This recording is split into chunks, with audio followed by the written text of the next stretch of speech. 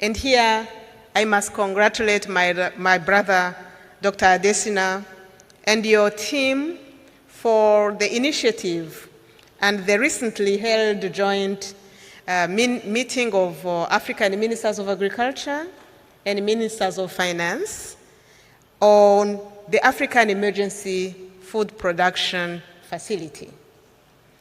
And the African Development Bank work hand in hand to support our farming communities. Your Excellencies, I wish you best as you continue to deliberate on the most optimal path forward for our continent. A peaceful, united, and prosperous Africa, which effectively plays its role in the political, security, and economic world order, constitutes an asset for humanity. I thank you for listening to me.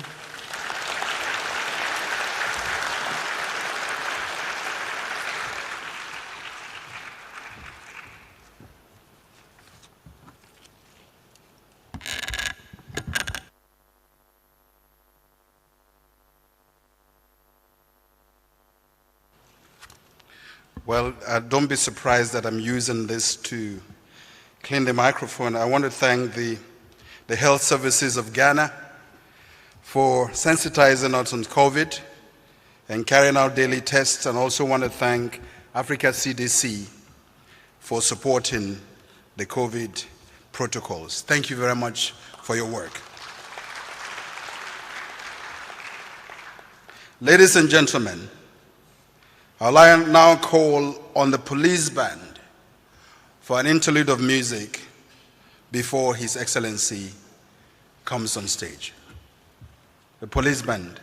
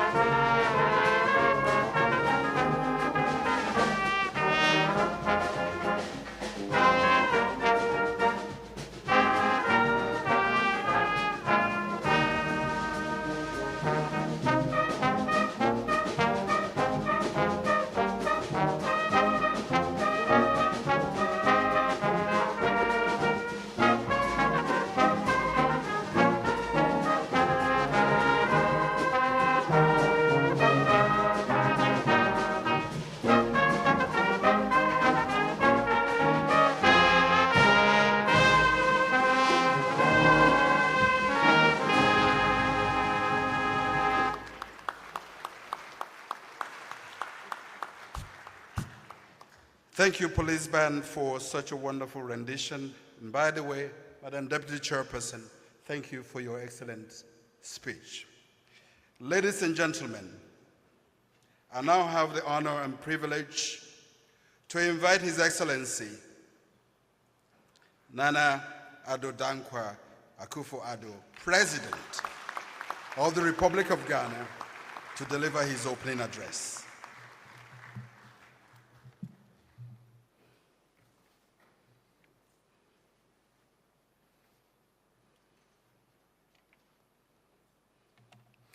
Your Excellencies, the Presidents of the Republics of Mozambique and Tanzania, Your Excellencies, the Vice President of the Republic of Côte d'Ivoire, and the Prime Minister of the Government of the Republic of Rwanda, the Deputy Chair of the AU Commission, the Ghanaian Minister for Finance, Ministers and Deputy Ministers of State from Ghana and other countries, the Governor and Deputy Governor of the Bank of Ghana, Chairperson and members of the Board of Governors of the African Development Bank Group, President of the African Development Bank Group, the veteran former President of the African Development Bank Group, the Dean and members of the Diplomatic Corps, delegates, fellow Africans, ladies and gentlemen. It is my great pleasure to welcome you all to Ghana and to the 57th African Development Bank and 48th African Development Fund annual general meetings. As we say in Ghana, and you've heard it already, Akwaba.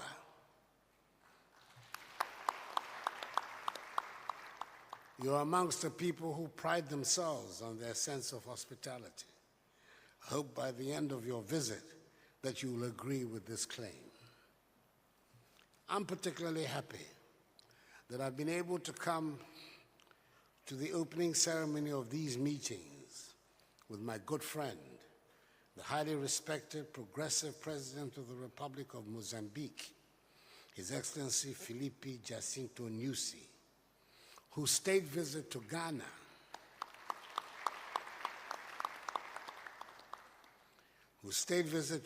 has coincided with these meetings. It is good to see, too, the first female President of the Republic of Tanzania, Her Excellency Samia Suluhu Hassan,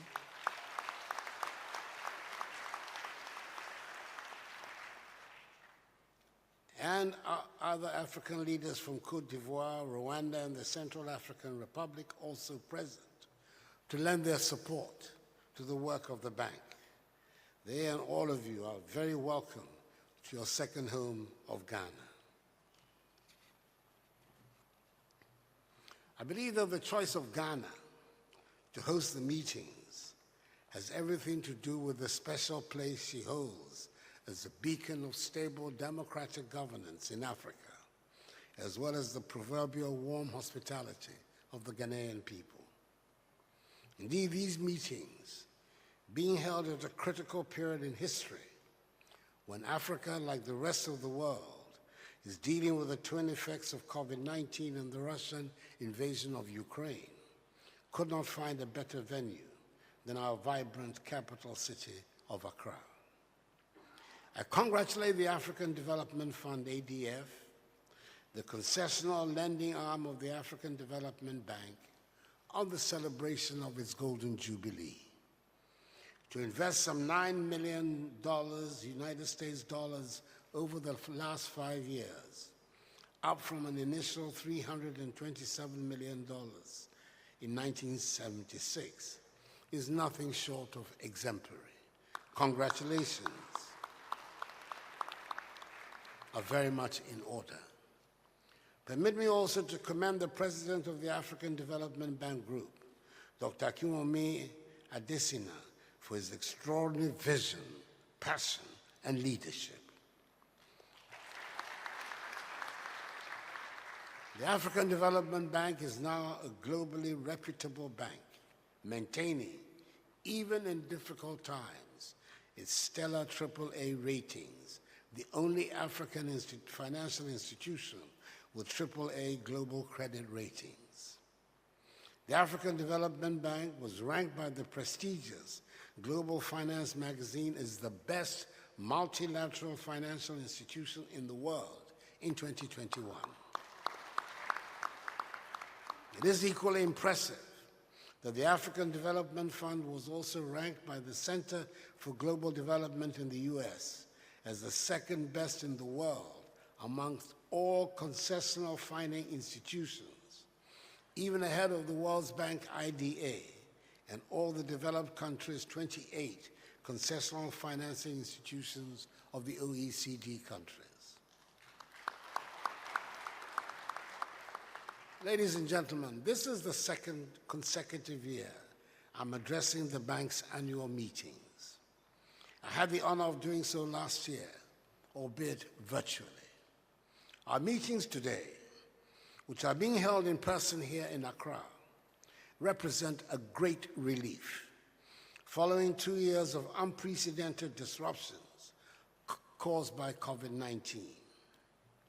In my address last year, I challenged us to prioritize 5 main issues. 1, work towards the debt action plan. 2, collaborate and work with the World Bank and the IMF on the debt service suspension initiative and the G20 common framework.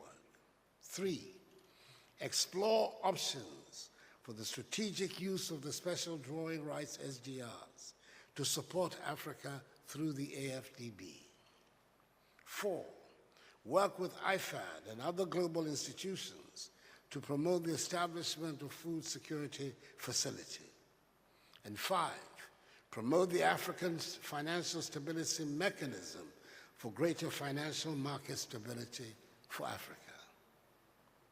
As we speak, the case for adhering immediately to these nations of Ukraine, which are compounding the emerging socioeconomic vulnerabilities which have been heightened by COVID-19. Since February, prices of staple food commodities have surged dramatically. Africa faces a fertilizer shortage of some 2 million metric tons this year, estimated at $2 billion United States dollars, according to the International Fund for Agricultural Development, IFAD, potentially creating a productivity deficit of some 20 to 50% in agriculture. Rising food prices disproportionately affect African families, as food consumes some 40% of household incomes, compared to less than 20% in the advanced economies. Energy markets have been significantly volatile, with dire consequences for households and public finances. According to the IMF, a $5 per barrel increase in oil prices reduces global output by around 0.25%. But for non-oil exporting economies in Africa, that figure increases to 0.6%. As a result, the United Nations Conference on Trade and Development has cut global growth prospects by 1%, and the World Economic Outlook, April 2022, predicts global growth will slow from 6.1% in 2021 to 3.6% in 2022, 0.8 percentage points lower than projected in January 2022. Amidst economic slowdown and rising cost of fuel and food, the cost of living is increasing. The immediate economic consequences, whether in the form of rising inflation, lower growth, increased inequality, and greater financial instability, are likely to permeate deeper as they coincide with weakened economic positions due to the pandemic and pre-existing and now elevated debt challenges. The debt challenges are compounding for us in Africa. In pursuit of policy autonomy in the age of choice for economic transformation, our debt profile has changed markedly. According to UNECA, the debt to GDP ratio rose from 60% to an estimated 70.1% between 2019 and 2020, largely because of the COVID pandemic. 18 African economies have faced credit downgrades, even when all economies were suffering from fallouts from the pandemic last year. Amidst these challenges, we must be aware of our vulnerability to the monetary policy stance of the U.S. Federal Reserve and the risk of so-called taper tantrums as investors may exit our markets, further exacerbating the increasing cost of borrowing. At this moment, support for non-IMF program countries to alleviate the debt burden is limited. The initial facility designed to offer respite to economies with elevated debt challenges, the Debt Service Suspension Initiative, DSSI, has expired since December 2021. Beyond the DSSI, the G20 Common Framework promised a comprehensive solution to the debt issue. To date, the few countries that took on the associated risk by applying have yet to receive the much-needed relief. We look forward to how the Resilience and Sustainability Trust, RST, which requires that countries be in an IMF program, will effectively serve the needs of our countries. In 2021 was meant to be of significant relief. However, based on the allocation principles, economies on this continent got some 33 billion United States dollars, about 5%. Moreover, the promise to reallocate some 100 billion United States dollars of the SDR allocations to our economies, which was agreed to at the Paris summit in 2019, has so far yielded about 36 billion United States dollars in pledges as of April 2022. The strategic decision to make the AFDB the delivery vehicle for these SDRs must be pursued and achieved.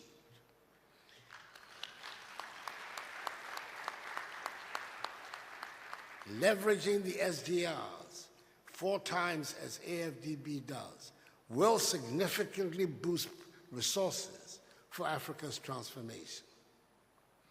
Ladies and gentlemen, the combined effects of the debt situation, rising interest rates, and rising cost of living are resulting in severe macroeconomic and financial instability. What is clear is that the resulting damage cannot be cured so easily with the limited fiscal tools at our disposal and national policy adjustments. Therefore, I reiterate my call for an elevated role for Africa's premier bank, the AFDB. Only at this time, I respectfully ask for a sense of urgency due to our mutual enlightened awareness. As a AAA-rated financial institution with an active portfolio of some 61 billion United States dollars in more than 142,000 locations, the AFDB is in the position to drive sustained transformation in Africa. It is in this spirit that I'm happy to learn that the AFDB board has approved funding for the 1.5 billion Africa Emergency Food Production Plan to support countries to produce food rapidly while delivering climate-resilient agricultural technologies to 20 million farmers, and thus leveraging this facility over 8 times. I'm also encouraged to hear that the right noises are being made towards establishing an African financial stability mechanism to protect our economies from future shocks. The irony that we have a history riddled with economic shocks, but are the only continent in the world without financial buffers has to be urgently remedied. I'm persuaded that the African Financial Stability Mechanism will provide such protective cover for our economies, thus enabling us to counter effects of future pandemics, amongst others. The confluence of rising challenges and expectations require that together we act with sustained conviction. Our support will be critical to building the Africa we want, as espoused by AU Agenda 2063 from today. In addition to the pressing food, fuel, and fiscal challenges, we still have to ensure that, 1, the remaining 85% of the continent's population are vaccinated against COVID-19. 2, the remaining 60% of health facilities on the continent are connected to a reliable source of electricity. 3, the teeming youth, who are over 60% of our population, are better educated and equipped for the job market, i.e., to become a digitally enabled entrepreneurial generation. 4, the African Continental Free Trade Area transforms Africa with a combined GDP of 3.3 trillion United States dollars. 5, the fiscal and digital infrastructural deficits are addressed. And 6, the unrelenting insecurity and violence, creating about 2.5 million internally displaced people in the Sahel and elsewhere, are permanently addressed. The stakes could not be higher and clearer. To move towards resolving these, we must support the bank to do what a bank does, to mobilize and invest funds. We must activate a process that moves this bank from the corridors of billions to trillions, given the scale of the challenges on this continent.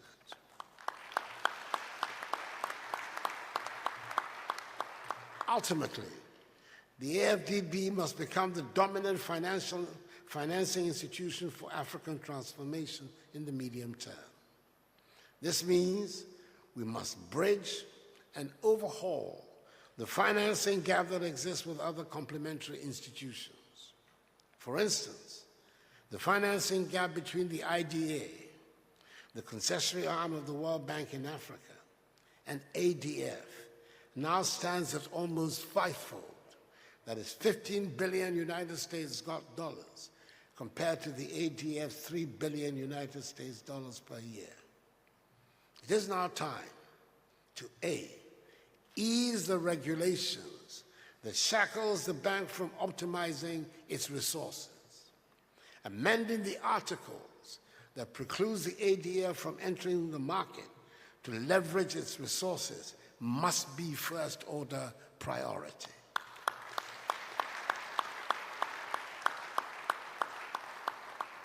In July last year, the IDA of World Bank, the equivalent of ADF, priced a 10-year sustainable development bond that raised 2 billion euros. Subsequently, IDA's funding program expanded from US 5 billion United States dollars in 2020 to 10 billion United States dollars in 2021. Such is the demonstrated power of the market beckoning the ADF.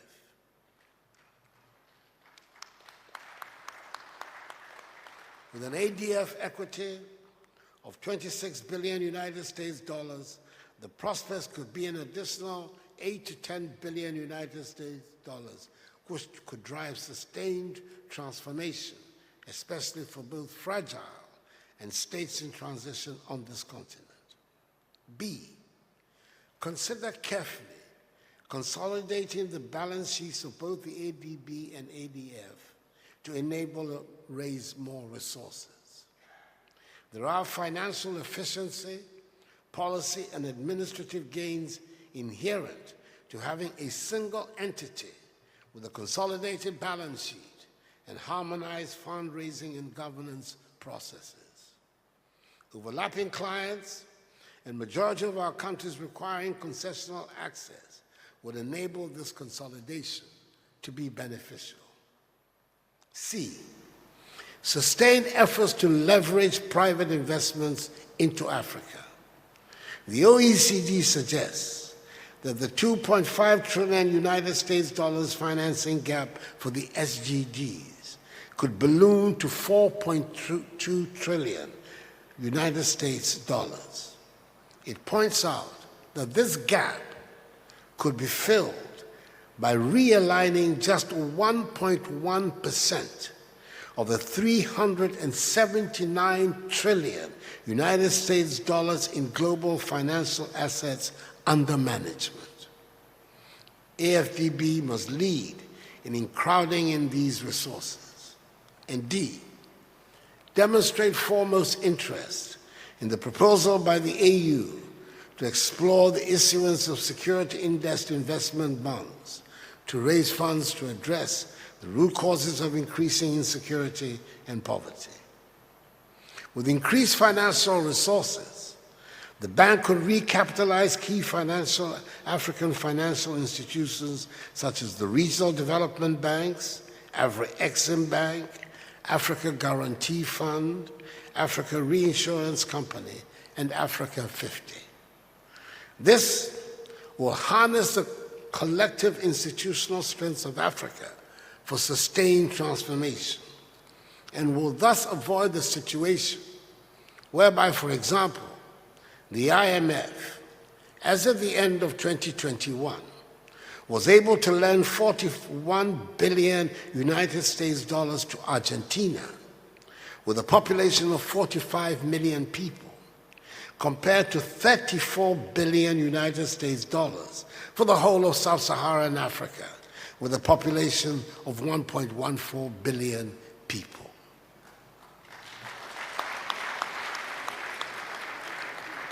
Empowering these African institutions and engaging communities will be vital to addressing the socio-ecological challenge of our time, climate change.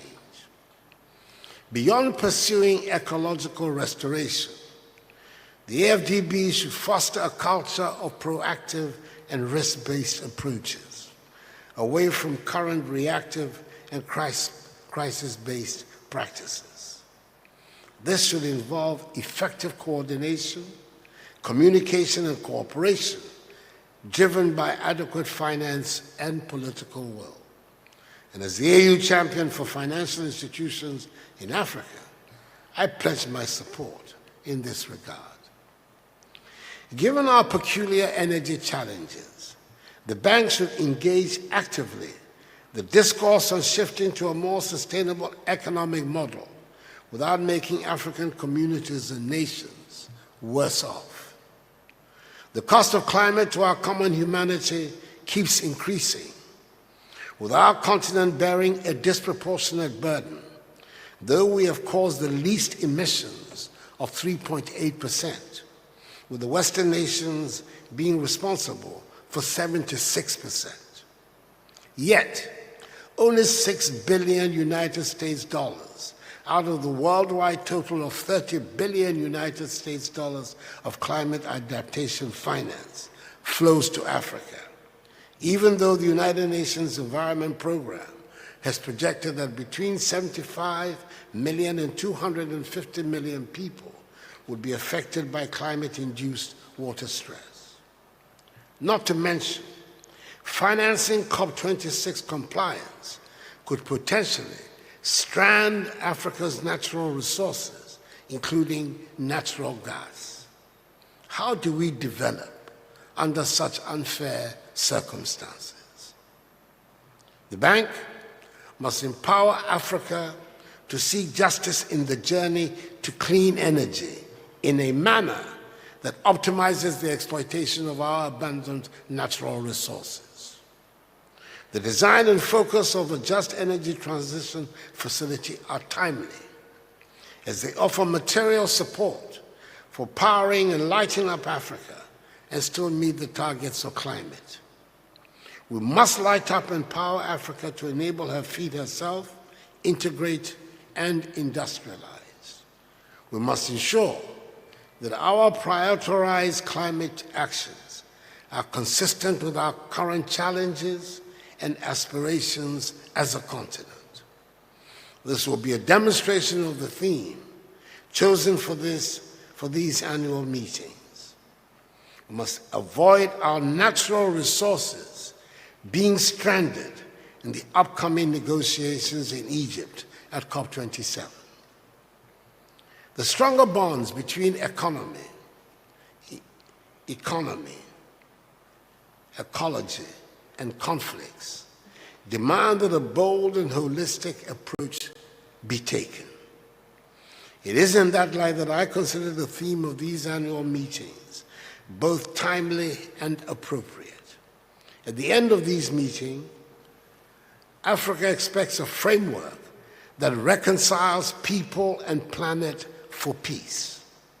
We cannot fail the people and the planet. Both must win. But for this to happen, Africa must win.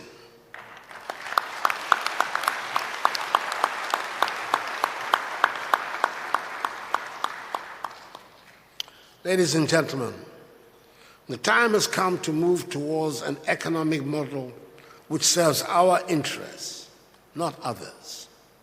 Profits from our resources have benefited foreign creditors for far too long, while we suffer abusive borrowing costs on the international capital markets.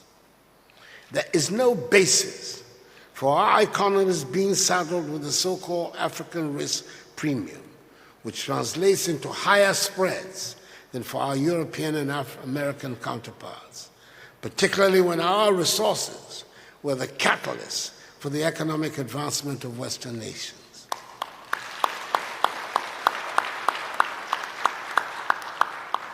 It is time we work to address and remove the structural barriers to our development.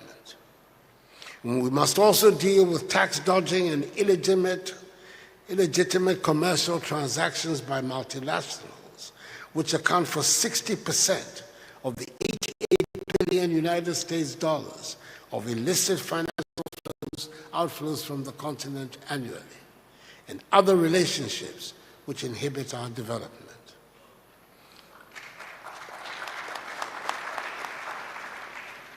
I am comforted by the array of expertise available to us.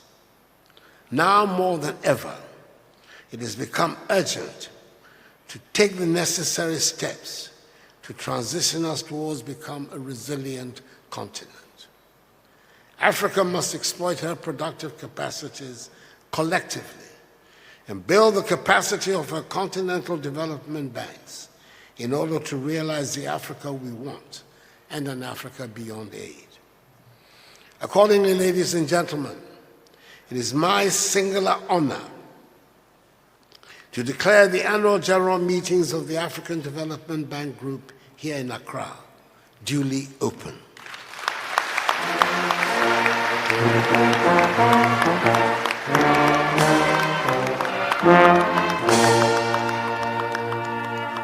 I wish you a very fruitful meeting, and may God bless the African Development Bank Group, Mother Africa, and us all. I thank you for your attention.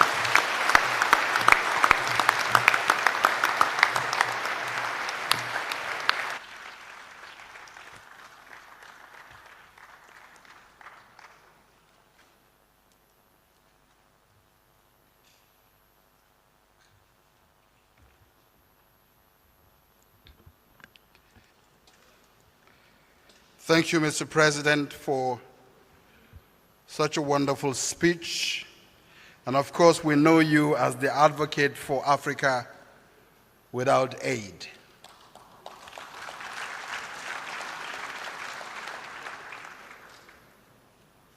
Excellencies, distinguished ladies and gentlemen, with that inspiring address from His Excellency, we have come to the end of the opening ceremony. We will now transition to the presidential dialogue, which will now be just one panel and not two, because time is fast spent. Before we go to the panel, we ask you to remain seated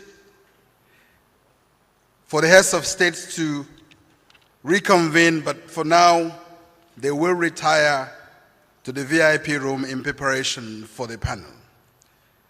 However, let's make the following announcements. There will be a family photo after the presidential dialogue for the following personalities: Excellencies, heads of state and government, the Deputy Chairperson of the African Union Commission, honorable governors of the bank group, and special guests.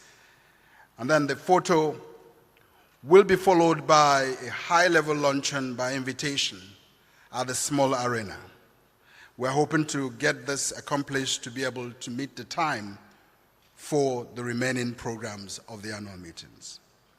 I now invite His Excellencies, the Excellencies, to please transition to the VIP room while we prepare to move into.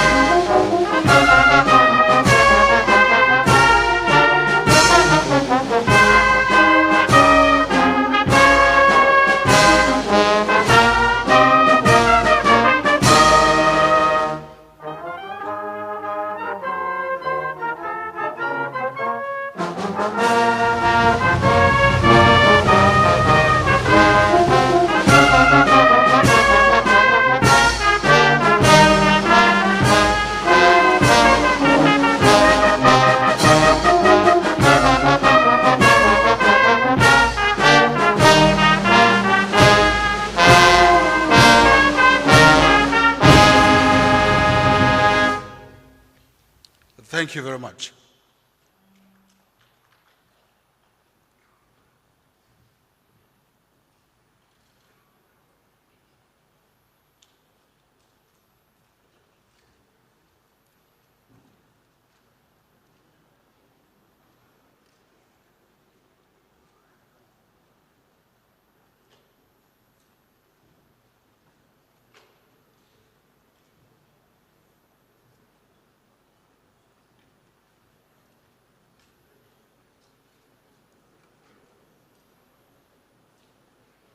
You may be seated.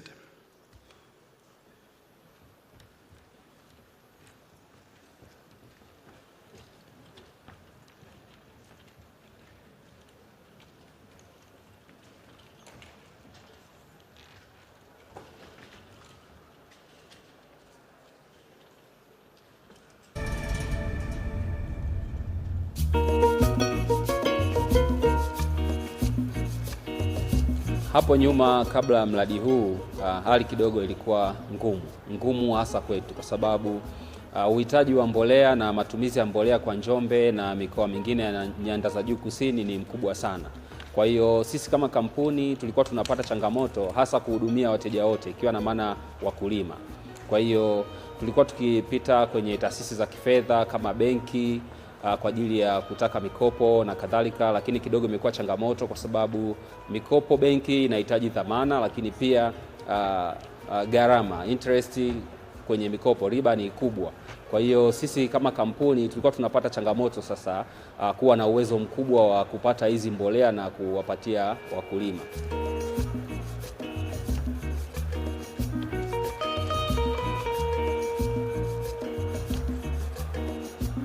Kwa hiyo kidogo hali ilikuwa iko ngumu, lakini baada ya kuja kwa mradi huu hasa tuseme tumenufaika sana. Tumenufaika kwa sababu sasa yale makampuni ambayo yanasambaza mbolea yameendelea kutuamini zaidi na kuendelea kutupa mzigo zaidi ambao na sisi unatusaidia sasa kufikisha hizi mbolea kwa wakulima kwa kiasi ambacho wanakihitaji.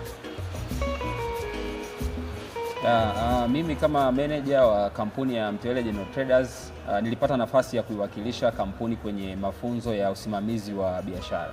Niseme yalikuwa mafunzo ambayo yametusaidia sana kwa sababu pale tulijifunza namna mbalimbali ya usimamizi wa biashara, utunzaji wa kumbukumbu, pamoja na utunzaji wa taarifa mbalimbali zinazohusiana na biashara zetu, ni namna gani tunaweza kutengeneza faida na vitu kama hivyo. Kwa hiyo niseme ni mafunzo ambayo yalikuwa ni mazuri sana na yamesaidia pakubwa sana kwenye kampuni yetu, na labda nishauri kwamba mafunzo ya namna ile yawe endelevu, yawe yanafanyika mara kwa mara, kwa sababu wafanyabiashara wanabadilika, kampuni za agrodealers wanabadilika, wafanyakazi kwenye makampuni wanabadilika. Kwa hiyo kuwe na kama refreshers training ambazo zitasaidia zaidi kwa hawa agrodealers kufanya biashara zao vizuri zaidi.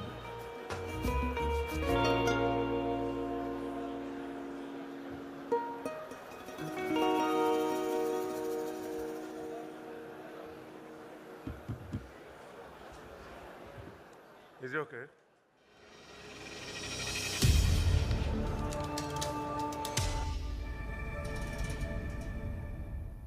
Rapid population growth, climate change-induced flooding and drought, and COVID-19 related lockdowns are setting back our goal to feed Africa. Yet, in Ghana's northern region, an agricultural technologies program is defying these challenges. If it was just for my efforts and capacity, I would have still maintained on my small-scale farming. Jamila and other farmers collectively increased their plantable land by more than 9,000% in just 3 years. Ghana's success is part of the African Development Bank's technology.